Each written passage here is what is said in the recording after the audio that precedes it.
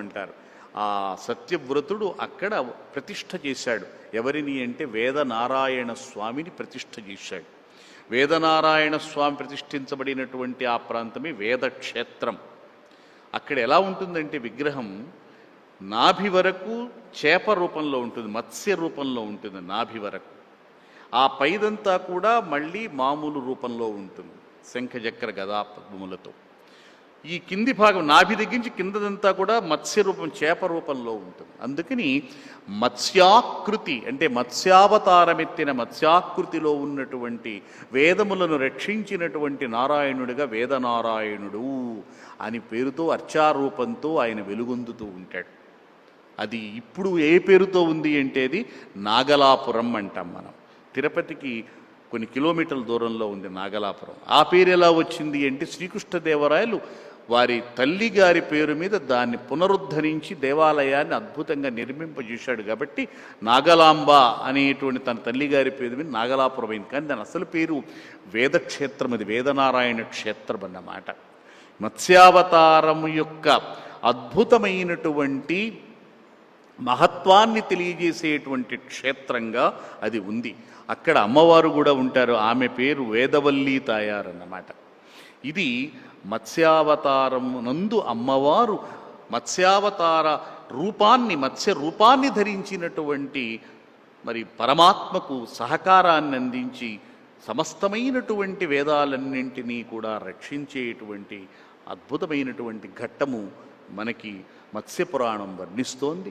అటువంటి మత్స్యపురాణాన్ని ద్వారా మనం తెలుసుకున్నటువంటి మహాలక్ష్మి యొక్క అద్భుతమైనటువంటి విశేషం కూడా మనం ఈ రకంగా తెలుసుకోవాలి. అంతేకాదు పురాణాలలో వర్ణించబడినటువంటి ఈ అమ్మవారి యొక్క స్వతంత్రమైనటువంటి అవతారాలన్నింటిల్లో కూడా ఆవిడ సర్వస్వతంత్రగా కనిపించింది తప్ప ఎక్కడా కూడా ఆమె పరమాత్మను అనుసరించి ఉన్నా కూడా ఆమె సర్వస్వతంత్రురాలుగానే కనిపించింది.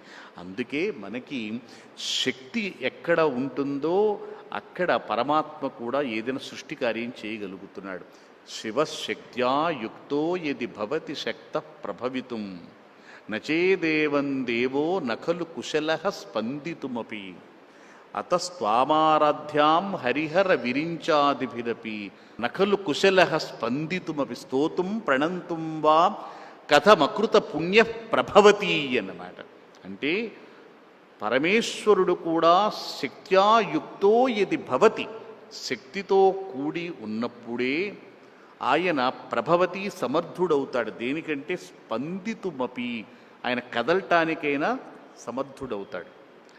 అది శక్తితో కూడకపోతే నకలు కుశలః స్పందితుమపి, ఆయన కదలటానికి కూడా శక్తి ఉండదు ఆయనకి.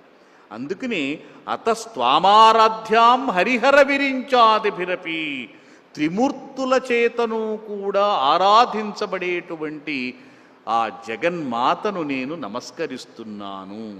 నీ అనుగ్రహం లేకపోతే కథమకృత పుణ్య ప్రభవతి ప్రణంతుం స్తోతుం వా, నిన్ను ప్రణంతుం నమస్కరించటానికైనా నిన్ను స్తోత్రం చేయటానికైనా అకృత పుణ్య ప్రభవతి కథం అంటే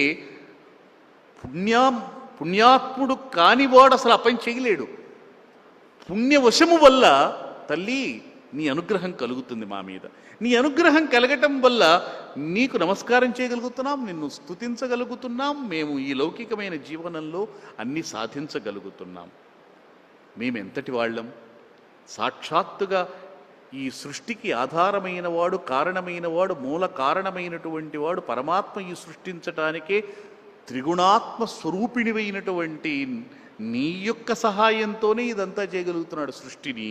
అటువంటిది ఇంకా మేమెంతటి వాళ్ళము అని సాక్షాత్తుగా శంకర భగవత్పాదుల వారే శక్తి యొక్క మహత్వాన్ని, వైభవాన్ని వర్ణించారు. కాబట్టి జగన్మాత యొక్క గొప్పతనం ఏమిటి అంటే ఆమె సహాయం లేనిదే ఈ సృష్టిలో పరమాత్మ కూడా ఏమీ చెయ్యలేడు.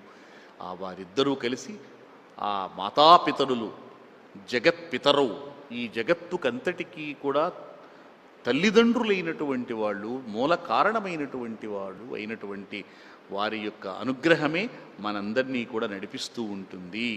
అటువంటి ఆ పరమాత్మ అనుగ్రహాన్ని, ఆ పరమాత్మ అంటిపెట్టుకున్నటువంటి మహాశక్తి, పరాశక్తి, మహాలక్ష్మి, మహేశ్వరి అయినటువంటి ఆమె యొక్క వైభవాన్ని మనం తెలుసుకుంటూ, ఆమెను స్మరిస్తూ మనం తరించటానికి ప్రయత్నం